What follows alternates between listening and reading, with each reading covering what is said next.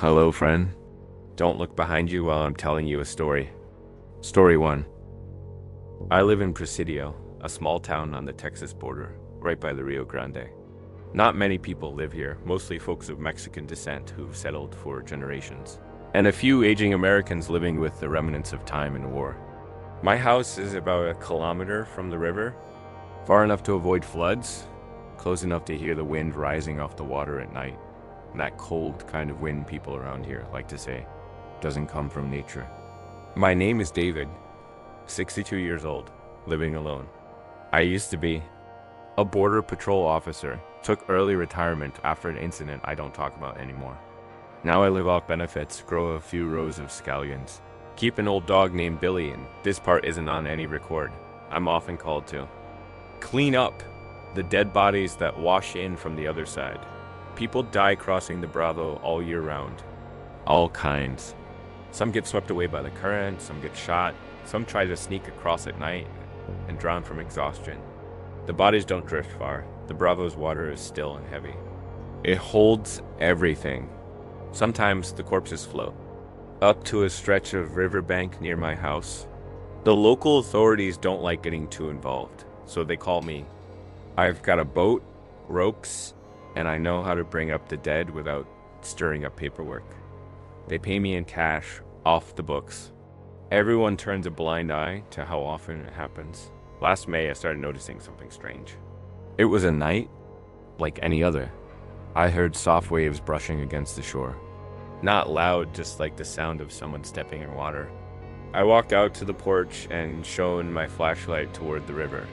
There was a person standing there, a man soaking wet, staring in my direction, not moving, not speaking. I raised the beam higher, right onto his face, but it only reflected off the water. I couldn't see his features clearly. I called out, "Hey, what are you doing out there?" No answer. About 10 seconds later, the man slowly stepped backward into the river, as if dissolving into it. I waited, but no one came back up. I figured he was a failed migrant, maybe disoriented. The next morning, I took my boat out to that spot. Nothing. No footprints, no scraps of clothing, no body. I let it go. But the next night, someone else was there. This time a woman, also drenched, also standing still, also staring toward my house. She didn't react when I shined the light or called out. Just stood there like a statue, like something was holding her in place. That's when I started to feel uneasy. I called my old station chief, Mike, the guy I used to work with. He just laughed. There, I thought you were used to it. Just shadows of the night. Maybe some illegals too scared to come closer. You probably just scared them off. I couldn't explain it. But by the third night, I saw more of them. 3 people, then 5. All standing in the river, not far from the shore. Not moving, not coming up. When my flashlight hit them, they edged back slightly like they feared the light, but they never disappeared. I tried switching on the floodlight from the porch stronger light. They didn't move, just stood there. I couldn't sleep anymore. That feeling of being watched through the night, it pierced my skin like needles. Billy, the old dog, started barking every night, growling toward the river. Some nights he wouldn't bark at all. Just stand in the corner of the room, trembling like he'd walked through a snowstorm. I set up a camera in the yard, aimed at the river. The footage didn't ease my mind. The same soaking silhouettes showed up right around 3 a.m., standing in the water, exactly like I saw it with my own eyes. But here's what was strange when I rewound the footage. The figures never came from anywhere. No one walked out. No one swam in. They just suddenly appeared in the frame, stood there for hours, then vanished. I sent the videos to Mike. He went silent. The next day, he called back and said, "Delete those, David. You're starting to see what I don't want to see." "Trust me," I asked. "What is it?" He was quiet for a long time, and finally said, "There used to be a monitoring station not far from your place, right by the river. Back in 1999, the whole crew vanished. 7 people, no trace. They left the radio on, broadcasting static nonstop. I shouldn't be telling you this, but I worked there for a year. I know what's in that area. It's not human. I wanted to believe it was just my mind playing tricks. But I began to recall some of the bodies I'd pulled. Some couldn't be identified. A little girl with a sun carved into her palm with a razor. A man with a leather pouch tied to his stomach. Inside only his own fingernails. An old woman whose eyelids had been sewn shut, without signs of trauma. They didn't look like people who drowned. More like they had let themselves sink. One night in June, I did something foolish. I took the boat out when the figures appeared. Billy clawed at the door, howling, but I ignored him. I needed to know either I was losing my mind, or there was something I had to understand to the end. When I reached the middle of the river, I stopped paddling. The wind died. The water stilled. The figures grew clearer. I saw their faces, pale, hollow, eyes wide open and pitch black. No whites in their eyes. They looked at me, not looked more, like they saw through me. A gaunt man slowly approached the boat without making a ripple. I tried to back away, but the oars had no weight. My hands went numb. He spoke, without opening his mouth. We still have names. I tried to scream, but no sound came. The water under the boat grew colder, so cold my skin cracked, though I hadn't touched it. It felt like the boat was sinking, not into water, but into a thick space like smoke. Then I heard Billy barking loud, echoing, and I snapped back. The boat was still in the middle of the river, dawn just beginning to break. I didn't tell anyone about that night. But ever since, the figures don't retreat into the water when I turn on the light. They just stand there, closer, a little closer each night. Close enough now that I can see their faces as clearly as the living.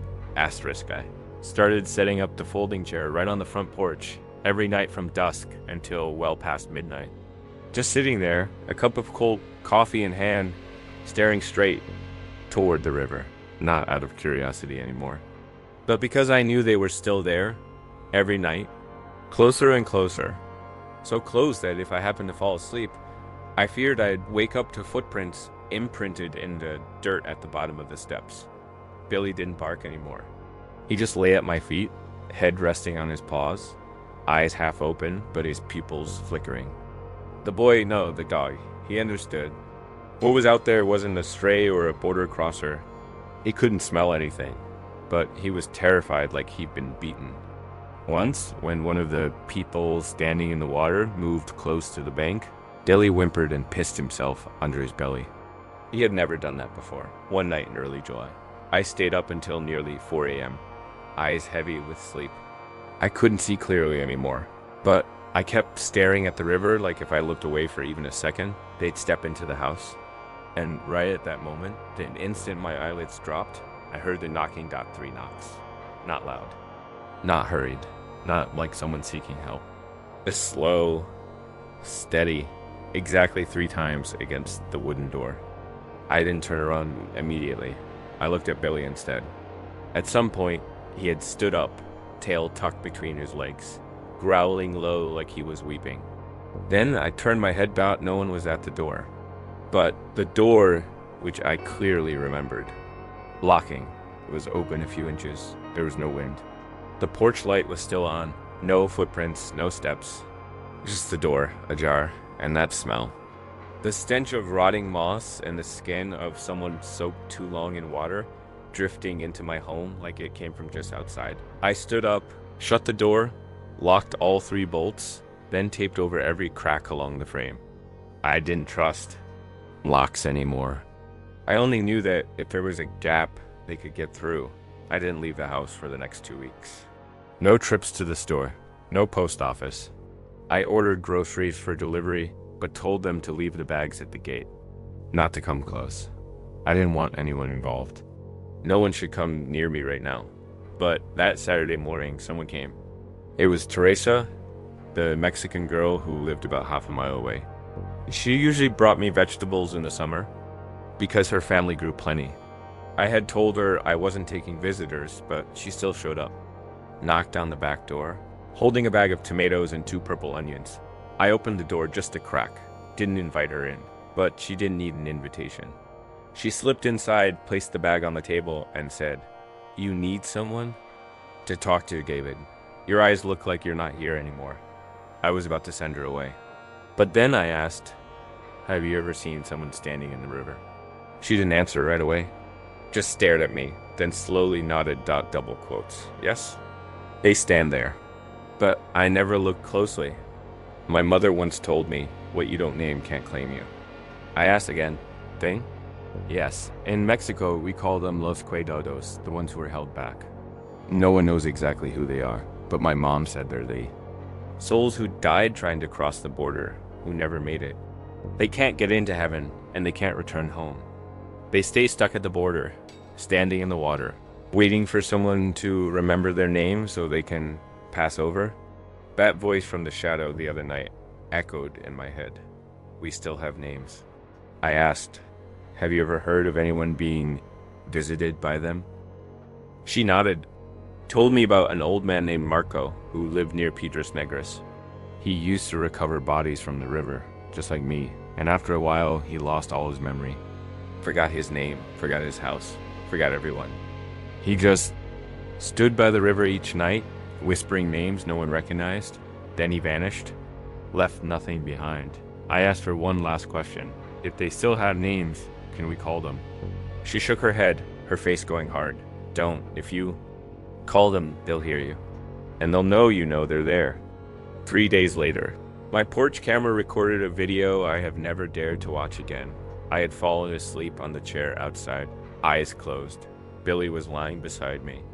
The porch light was still on, but in the video, from the direction of river, a black figure drifted across the yard, not touching the ground, casting no shadow under the light. It stopped right in front of me, didn't bend down, didn't touch. Just stood there, face to face, in silence, for almost 5 minutes. Then it backed away like it was being pulled by invisible wires, and vanished into the dark. What I don't understand is why I didn't wake up. No sound, no feeling. But the next morning, I woke up with a red mark around my neck, like something had been tightening there. I decided to break the rule. I called Mike, begged him to come in person. No phone dial. Mike came the next night. Brought a bottle of hard liquor and a pistol tucked at his waist, not to threaten anyone, just to steady himself. He sat down in the chair, looked straight out to the river, and asked, "They closed now?" I didn't need to answer. Mike saw them, 7 figures, standing at the river's edge, their heads tilted as if their necks had been dislocated. Clothes torn, covered in algae, their faces barely had any skin left, just hollow sockets. But still, they looked right at us, unblinking. Mike poured a drink, downed it, then said, "I was stationed at Riverside 99. Our team saw them. 2 at first, just shadows, then people, then things that didn't go away. One night, 6 men from our unit went into the forest near the river. None came back. I was on radio duty. I heard them call in, choking, panicked, then silence. When the search team arrived, all they found were the radios and a map stabbed through with a knife. I asked what was on the map. Mike pulled a faded, quarter-folded paper from his shirt pocket, opened it. A list of names. Written in red ink, nearly 30 names, most in Spanish. At the bottom, in block letters, nitrogen monoxide. One is to forget them. Mike looked at me, eyes red. I kept it since that day. I knew someday it would matter. I asked, "What do we do?" Mike didn't answer, but he drew his gun, stepped down into the yard, and walked toward the riverbank. I called after him, useless. Billy howled like a wolf. Mike stood facing the 7 shadows and shouted, "I remember you. I have your names. I haven't forgotten." Number? Response. But the wind rose. The river swelled though it hadn't rained. The figures began to shudder violently, like they were being electrocuted. One of them stepped up onto the shore, moving slowly as if through thick mud. I rushed forward to pull Mike back, but it was too late. The black figure reached out, touched his chest, then slowly pulled its hand away, drawing out a pale stream of white mist. Like a breath, Mike collapsed, eyes rolled back.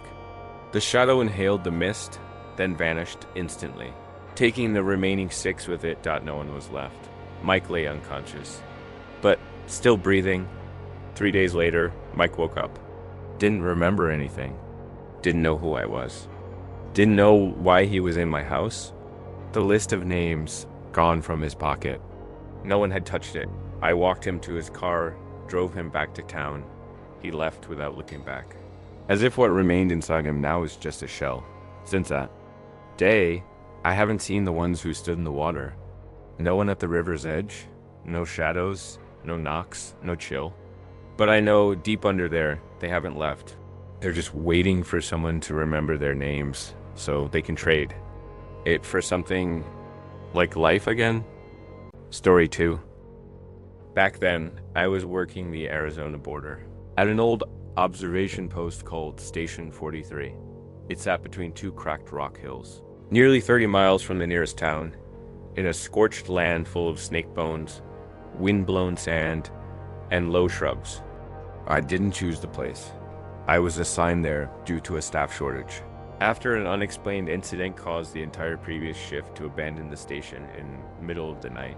On my first day there, I thought maybe I had gone to the wrong place. No sign, no signal light. Just an old container cabin perched on a rise, a rusted antenna, and a thin electric fence that ran off toward the horizon like fishing line. The door was already open. The air smelled of rusted metal and something else. Like the dust of dried corpses, I unpacked, turned on the monitoring systems. Everything still worked. Infrared, cameras, motion sensors, distant sound detectors. But every one of them logged a connection error at exactly 2:13 a.m. each night. No earlier, no later. I called headquarters. They just said, no one's lasted more than a week at that post for a long time. Don't worry. If you see anything strange, just shut the system down and report it in the morning. Sounded like a joke. But when night fell, I started to understand why, out here on the border's edge, night isn't like anywhere else. It's not just dark, it's dense. As if the light isn't merely blocked, but sucked clean out of the air. I turned on all the floodlights. It didn't matter. Every time the light swept over a patch of brush, I got the sense that something had just managed to slip back into the darkness, right before the light could reach it. That first night, I heard a hissing sound. Thought it was the wind, but then came footsteps. Light, steady, very slow, just outside the fence. The camera showed no one, but I swear someone was standing out there, staring at the station, not moving, not speaking. I stayed up all night. On the second day, I reviewed the cameras. They recorded fine during the day, but at exactly 2:13 a.m. each night, every one of them switched to static, then total black. About 3 minutes later, the signal came back, but no one ever managed to view the part in between. I tried rewinding. The 3-minute segment was overwritten with a strange string of symbols, numbers mixed with characters that looked like ancient Mayan or Aztec glyphs, not normal error codes. I tried opening the file on a separate laptop. It crashed completely. Then the battery started draining non-stop, even while plugged in. So I began recording everything by hand. Every sound, every minute of static, every shift in wind direction. By the third night, I noticed something strange. Every time the wind changed from west to south. Exactly 7 minutes later, the sensor on the south fence reported vibrations, even though no animal or human had passed through. It was like the earth itself trembled for a moment, then went still again. I started feeling like something was watching me. Not a person, not a wild animal. On the fourth night, I heard the voice for the first time, not from the radio. Not on a repeating loop, but an echo, just outside the observation room window. Just 2 whispered words. Iodame. A woman's voice, soft, breathless, like blood was choking her throat. I opened the door. No one. The searchlight revealed nothing but dust and dry animal bones. But when I closed the door again, I saw a handprint on the glass, as if someone had pressed their forehead to the window, hand braced on the glass. A very small hand, like a woman's, but the fingers were long, abnormally long. I didn't sleep that night. I just stared at the monitor, waiting for something worse. The next morning. I found every infrared photo had been altered in each nighttime. Image of faint glowing shape appeared, like a figure with its head bowed, standing by the fence, always in the same spot, even though the pictures were taken hours apart. The shape didn't move, wasn't clear, but in each image it was just a little closer to the station dot. First image, it was at the edge of the hill. Last image, it was right at the door, head bowed, like it was waiting for me to open again. I began losing sleep, not out of fear, but because of the constant sensation that someone was watching me from behind, even when the room was empty. Sometimes I'd be writing notes and suddenly hear a soft tap on the desk, like someone next to me was about to say something. Every time I'd whip around, nothing. On the 5th night, all the lights cut out. No warning, no reason. The camera screens went pitch black. Then, in the headset, I heard a child giggling, mixed with the sound of someone sobbing. Very far away, I drew my gun. Not to shoot anyone. Just to remind myself I was still alive, still holding on to something real. But the feeling of reality was thinning like the boundary between this world and somewhere else was tearing wider each night. On the morning of the 6th day, I called Central Command and requested an early replacement. They said, Station 43 doesn't meet the criteria for withdrawal. All systems are technically operational. I sent the photos. No one replied. I knew they already knew. I might not be the first. Probably won't be the last.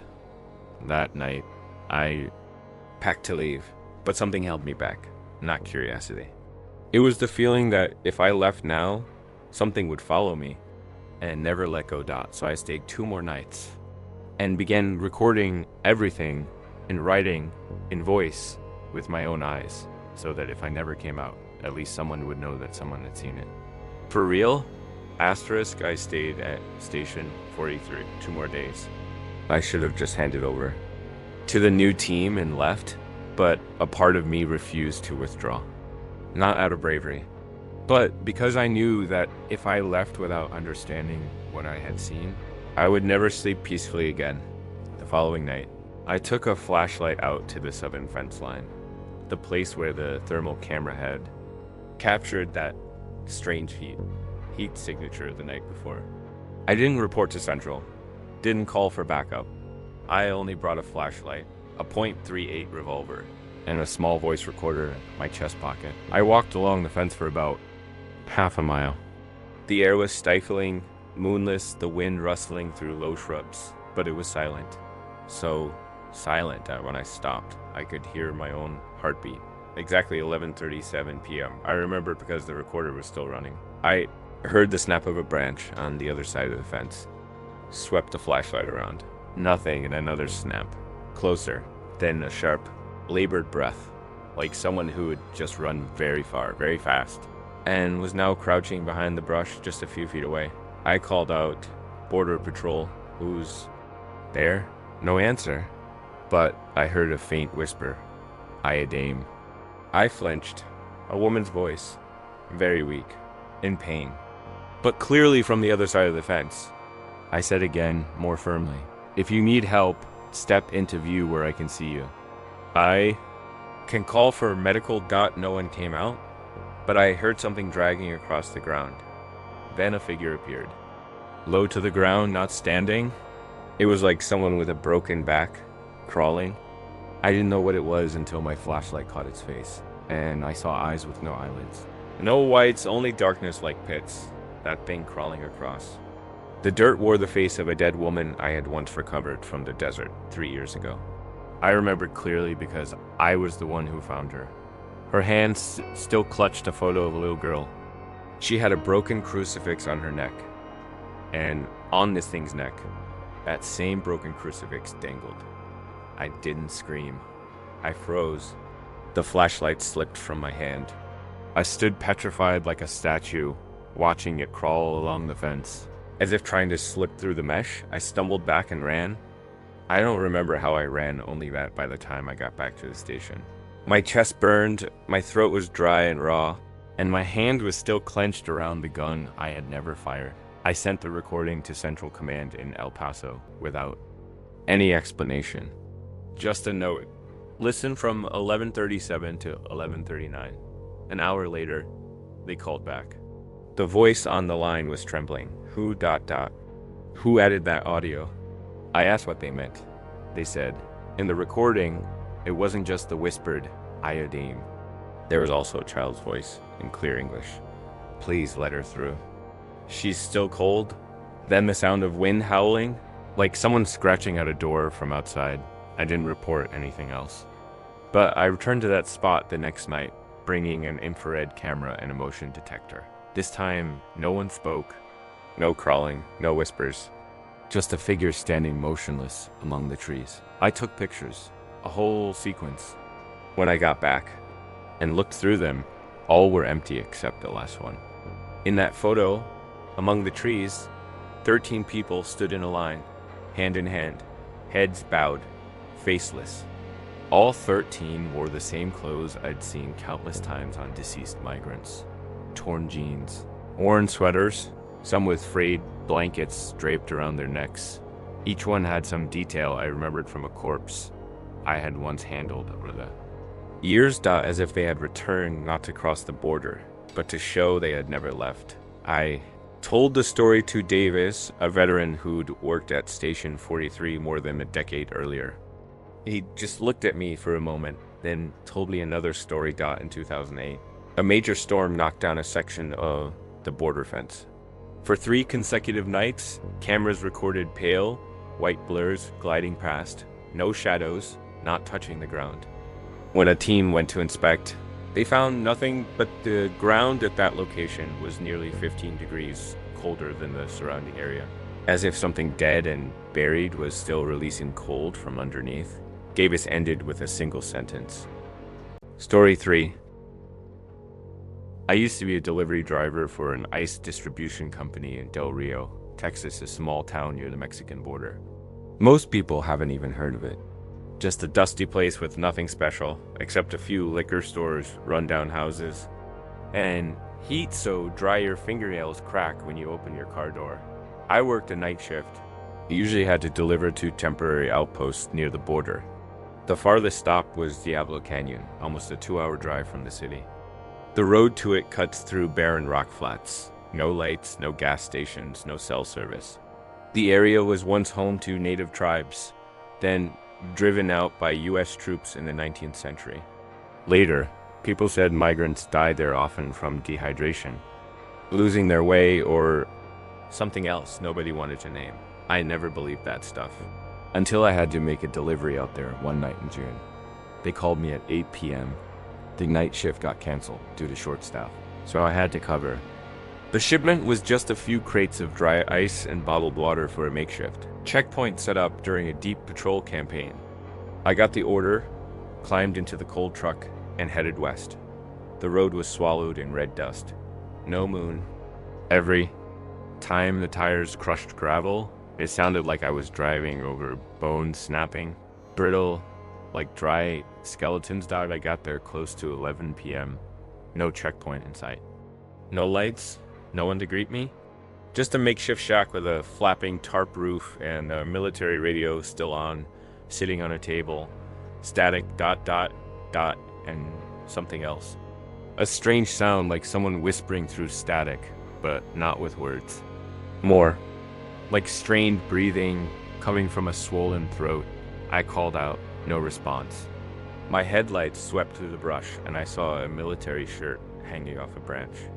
Torn on one side, stained dark like dried blood. I got back into the truck, was about to leave. But before I turned the key, I heard knocking on the driver's side door. No one was there. Just a dirty smudge on the glass, shaped like a small, and a child's hand. I tried to stay calm. Switched on the high beams, honked the horn, nothing. But the radio in the shack grew louder, and through the noise, I caught 2 words. No cell gas, ... a man's voice.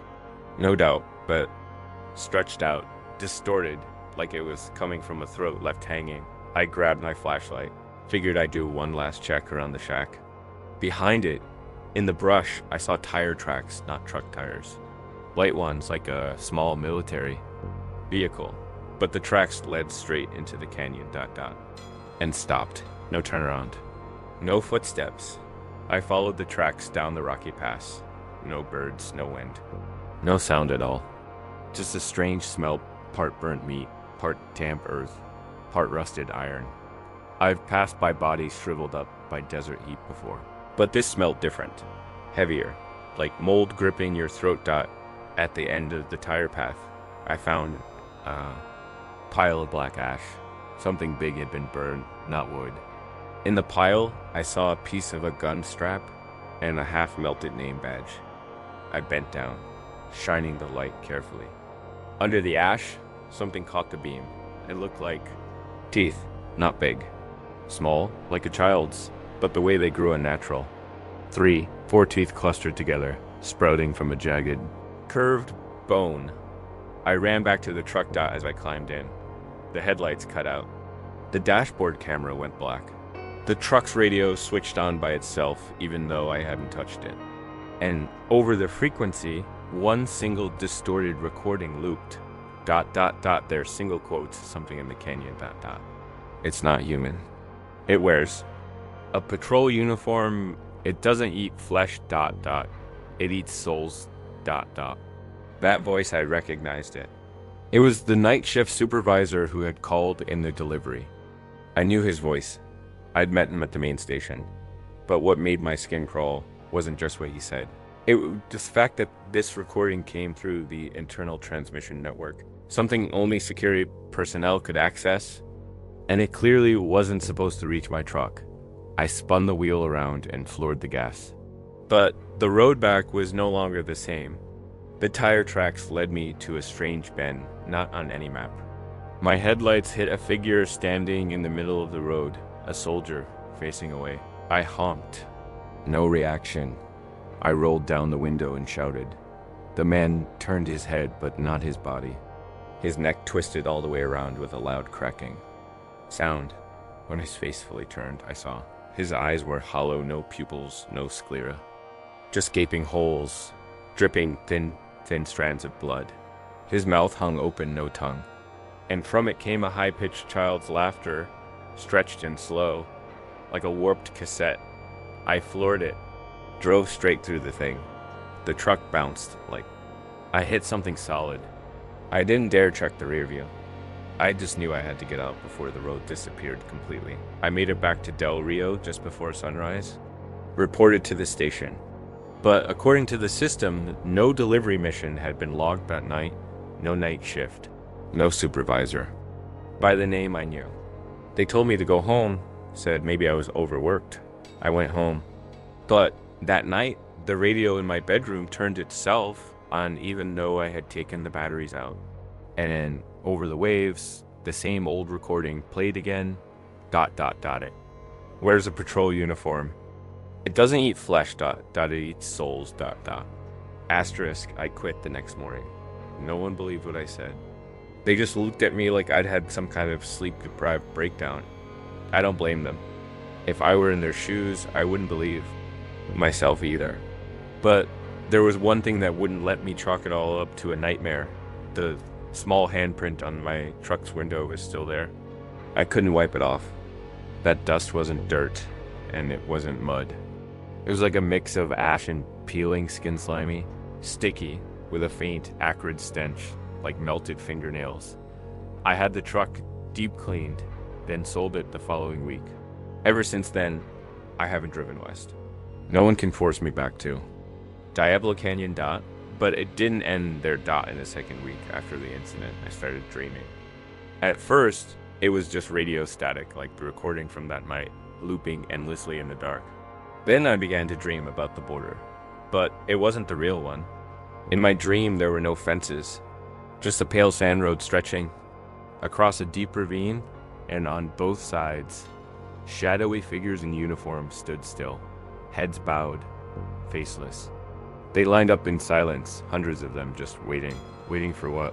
I didn't know. The dream came back every night, clear each time, And every time I woke, I find specks of black ash scattered at the foot of my bed, even though my door was always shut.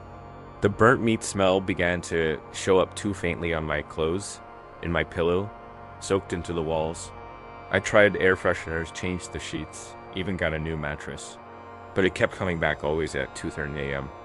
The exact time the recording had played the first time, I went to a psychiatrist. They prescribed sedatives. I took them. The first night I slept, but the second night I woke up to a knocking on my bedroom door slow, patient, as if whoever was outside knew I was awake. I didn't open it. But I looked under the door, through the gap at the bottom, and saw the shadow of a small foot. Not an adult's. It was short, stubby. The toes curled like a clenched fist. The shadow didn't move. It just stood there for 10 full minutes. Then it disappeared. The next morning I opened the door and looked down. The ash was thicker, laid out in a line of small footprints that led straight to my bed and stopped right at the edge. I had no choice. I decided to return to Diablo Canyon one last time to end something that had been left unfinished. I prepared everything. Rented a car, filled the tank, mounted a dash cam, brought a voice recorder, a high-power flashlight. I drove in daylight, followed the exact route from before. But this time I used a paper map instead of GPS because I knew there was no signal out there. I arrived at the canyon by late afternoon. The old camp was gone. No radio. No sign of the previous stop, only wind. Wind so strong, it blew shards of gravel into my skin. I got out, followed my memory toward the canyon where I'd found the ashes. And I found it again. The ash pile was still there. Now just a small dry pit, alone and untouched. But in the center of that pit was something new. A weathered metal box, coated in a thin layer of ash, sealed with a rusted lock. I used gloves to open it. Inside was nothing but a cassette tape, an old kind used in police recorders. On the label, handwritten, case number 217, Bravo Patrol Unit. I took it home, spent a week scouring flea markets to find a player. That night, I played the tape. The voices were of 2 Border Patrol agents recording during their shift. The beginning was normal small talk, radio chatter, reporting positions. Then they encountered a group of migrants. According to them, the people were walking without water, never blinking, no one speaking. Then one of them shouted, "Jesus Christ, don't look into its eyes." What followed was gunfire, screaming, running, and then complete silence. After several minutes, a voice came through, genderless, slow, distorted. "We didn't cross the border. You are the invaders." The voice echoed, then ended with a long, piercing hiss, like someone having their soul pulled from their throat. I didn't sleep that night. But the part that broke me wasn't the tape dot, it was the next morning when I reviewed the security. Footage from my room between 2:13 and 2:25 dot in the video, I was asleep. But the door to my room opened by itself. No one was visible. Then, from the hallway, a soldier in a tattered uniform, face scorched, stepped slowly into the room and stood at the foot of my bed. He didn't move, didn't breathe, just stood there staring at me. In his hand was the cassette tape, asterisk. And on his chest I clearly saw the name badge. It was the patrol captain I once knew. The one they said never existed. I left the house, left Del Rio. No one came looking. No one asked questions. Maybe I was erased from the system long ago.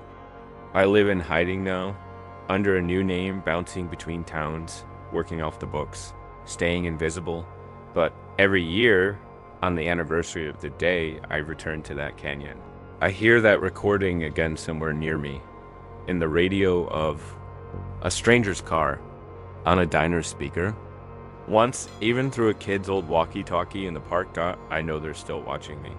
Those things that wear the skins of patrol officers, things that aren't human anymore, but know how to use government authority to keep something from crossing the border. But sometimes I wonder, maybe we're the real trespassers. And the borders we draw aren't meant to keep others out. They're meant to keep something inside from getting out. Story 4. My name is Martin, 39 years old, formerly a terrain survey supervisor for the United States Geological Survey, USGS.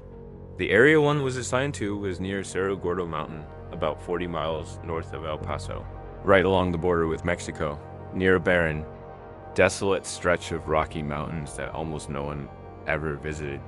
The only notable thing in the area was an old meteorological observation station, abandoned by the government since the 1980s, but still mandated for quarterly maintenance. My job was simply to go there, check the sensor systems, record radiation and soil readings, then leave. It was a solitary, boring job. Just the way I liked it. Everything began on a Wednesday morning. I was assigned to inspect the old weather station. Nothing unusual until I saw a square window, about 2 meters above the ground. On the back side of the building, something I swear had never been there before. The building had only one floor, 4 smooth concrete walls, textbook design for that era. I had maintained it for 6 years. No windows. But this time, there clearly was one. The window was caked in dust, but I could still make out a figure standing inside, motionless. I thought it was someone from the Border Patrol.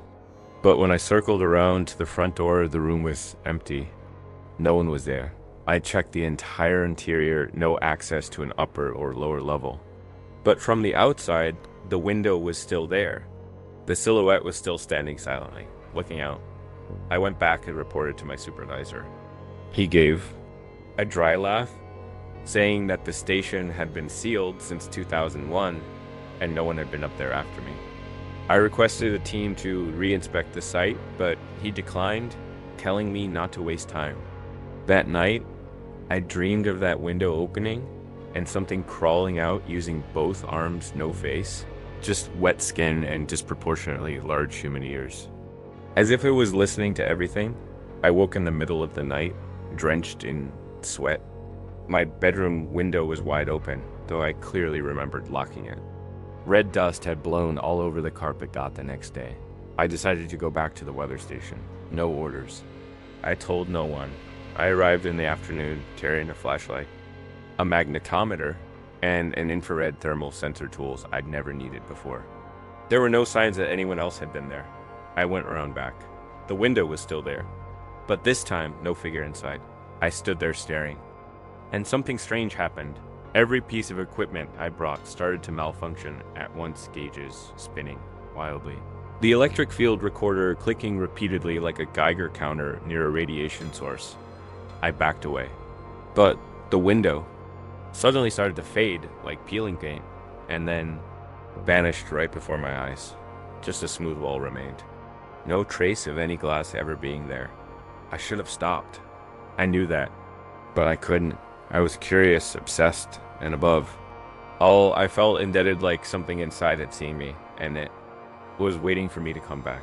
That night, I dug through the old internal archives of the USGS. I found a document hidden in unnumbered storage section, a report from 1979, handwritten, scanned in low quality. It wasn't part of the main system, had no mission code. The title read, Phenomenon of the Subtone Window, Cerro Gordo Station. Code 43B. The report described a survey worker named Dennis H., who disappeared while inspecting rock. Straight at the station in October 1979, the last person to see him was a fellow engineer, who said Dennis suddenly stopped, walked behind the station, stared at a newly appeared window on the wall, then abruptly stepped through it. Stepped through the wall. No door, no climbing. Just vanished. The engineer fled. Reportedly traumatized and resigned a month later. I sat in silence for hours after reading it. My eyes returned to the final line of the report, where a scribbled handwritten note appeared, added. Afterward, it seemed, window is not fixed appears only when the right person is near. Avoid prolonged eye contact. It remembers the gaze. I left El Paso that very night. But 200 miles out, I had to pull over and vomit violently, not out of shock, but because I had just seen that same window reflected in my rearview mirror, not at the station anymore, but right behind me. Out in the open plains where there were no buildings of any kind, I stepped outside, turned around dot in the middle of the field. In that barren, treeless emptiness, a lone concrete wall had risen from the earth God knows when, and in the center of it was the window, wide open, and inside, for the first time, I saw myself staring back, not a reflection, not glass, a replica of me, same clothes, same hair, but his face had no eyes. Asterisk, I don't know how long I stood there in that field. The ground beneath my feet was freezing cold, like all warmth had been drained from it, even though the sun was still out. That concrete wall wasn't a hallucination. It cast a shadow on the grass. There was dust clinging to its base. The window was still open, and the thing standing inside was still me, or some version of me without eyes. I ran, I didn't look back.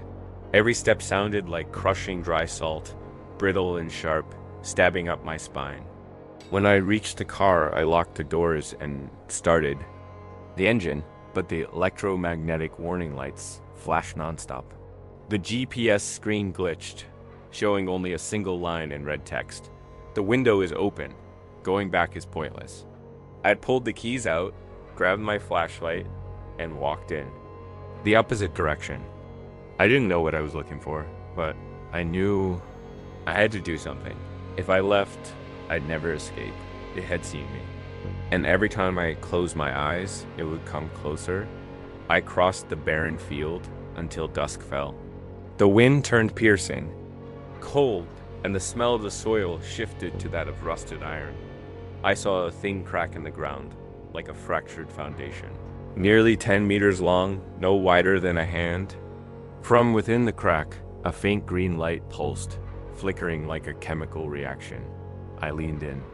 Something inside the crack was breathing, softly, slowly, carrying the stench of something long dead, mixed with disinfectant.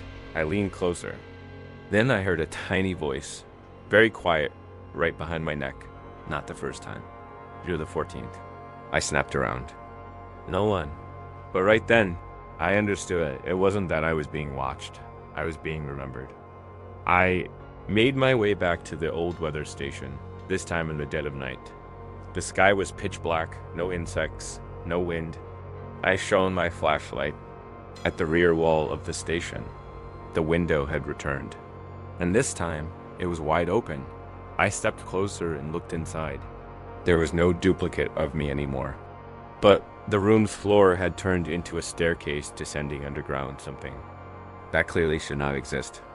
Below the stairs was a thick darkness that didn't reflect any light. I climbed in. Below wasn't a basement, it was a long tunnel lined with concrete, flanked by aged metal doors on both sides. None were numbered.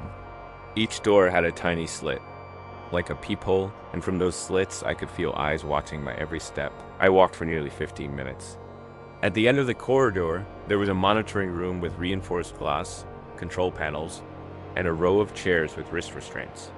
On the wall were old CRT monitors, all playing footage of my face, but not the current me.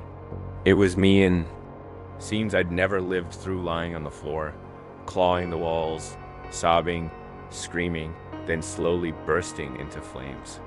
Silently thought I backed away. At that moment, a red light blinked on. Behind me, there were footsteps, slow, scraping, dragging. I didn't wait. I ran back down the hallway, scrambled up the stairs, jumped through the window, and collapsed outside on the dirt dot behind me. The window vanished, as if it had never existed. I was found the next morning, 6 miles from the main road, unconscious. Lips cracked, eyes bruised, limbs covered in scratches. I told the local police I got lost. They did blood tests. No foreign substances. But in a CT scan of my skull, the doctor found a tiny scar behind my ear, like from an old surgical procedure. I've never had surgery in my life. When they tried to verify my medical records, they discovered my name no longer existed in the geological surveys database. No history, no emails, no personnel files. I called my old office. The number was no longer in service. A week later, I received a package with no return address. Inside was a VHS tape and a handwritten note in red ink. If you open the window again, you'll see what happened to your former self. I rented an old VHS player. Played the tape in a dark room. The screen showed grainy footage me, sitting. In that room beneath the weather station, tied up, eyes wide, mouth open, but no sound came out. Behind me, a figure slowly appeared, hazy like mist creeping closer, then sliding into me through my mouth like a thick plume of smoke. I in the video didn't die. Just closed my eyes, then opened them again with a completely different gaze. Cold, empty dot. The video ended their dot since then. I haven't dared to look in a mirror at midnight. I avoid reflective surfaces. I live in darkness, constantly on the move, cutting all ties, not because I'm afraid of the thing that came out of the window, but because I'm not sure if I'm still myself. That window didn't open, so something could escape. It opened so someone could enter, take the shell, and continue a life left unfinished. And me? Maybe I'm just a leftover version that hasn't yet been replaced. But I know one thing for certain. It's looking for a way back. Through a different door. Through a different person. Maybe that person is you. Story 5. My name is Eddie J. McCollin.